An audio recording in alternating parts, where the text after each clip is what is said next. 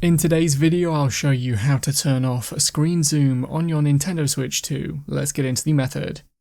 Firstly, you can press the home button on the right Joy-Con twice to disable it if it's currently on. Next, head to the System Settings app on the Switch 2 home screen, and then scroll down to the Accessibility settings.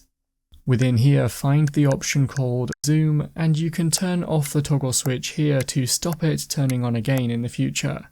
That's how to turn off screen zoom on your Nintendo Switch 2. Thanks for watching. If you found the video helpful, remember to leave a like and feel free to subscribe for more tips. Check out the videos coming up right now, you might find these helpful too.